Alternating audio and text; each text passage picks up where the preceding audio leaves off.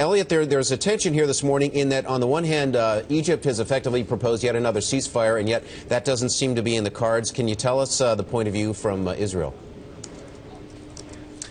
Sure, Adam. I mean, Israel's perspective is quite simple. It needs to destroy these tunnels in the Gaza Strip, which Hamas is using to infiltrate into Israel to carry out attacks. There were 5 soldiers who were killed last night in an incident. And now Netanyahu also saying in a televised address last night that the destruction of those tunnels is just one step towards the demilitarization of the Gaza Strip. That is what the Israelis now want.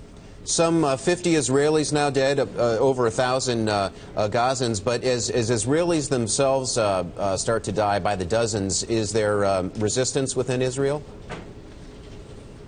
Not yet, and not in any particularly large numbers.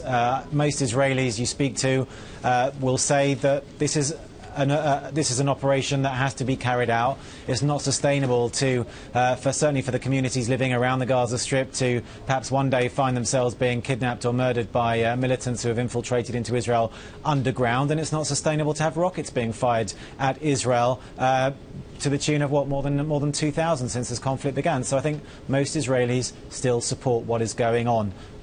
Yeah, Elliott, earlier Tom was able to speak with the finance minister, Yair Lapid. Here's what he told us. I want to play it for you.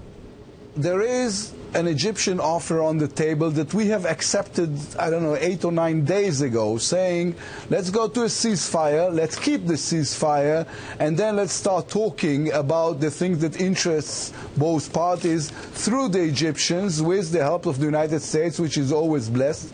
And this is what we want, is a demilitarization of the Gaza area. Elliott, is there a belief right now that within Israel, that is, that Egypt can actually broker some sort of accord?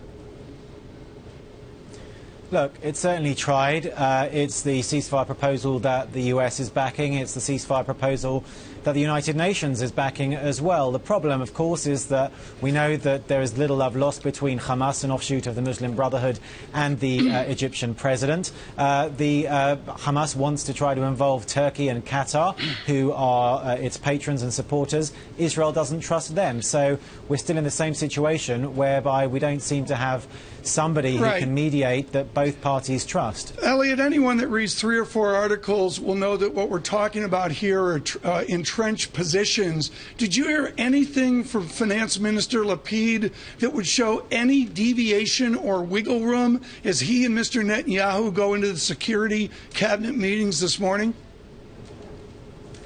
I don't think so, Tom. As you say, this meeting of the Security Cabinet, it's 8 members of Israel's General Cabinet meeting this afternoon here in Tel Aviv to discuss what's going on in Gaza and how to proceed. And Mr. Lapid's view is of the same as Netanyahu, and they don't always see eye to eye, but it is that these tunnels need to be destroyed and we need to seek the demilitarization of Gaza. Otherwise, from Israel's perspective, any ceasefire will not be worth the paper that it's written on. And you know, Tom, Adam, one of the things that the finance minister told us was that this Egyptian brokered offer is on the table. It all begs the question, who is Hamas actually listening to? Our colleague Charlie Rose went to Doha, he went to Qatar, he spoke to the leader of Hamas, Khalid Mashal, and here's what he had to say. Do you think that the key for the solution is trust? We are actually enemies. They are the occupiers. We are enemies. The solution doesn't start with trust. As I said, the solution starts with the international community's volition to say to the Israeli occupation, stop. Enough is enough. They ought to compel Israel to withdraw. So how could I trust my enemy?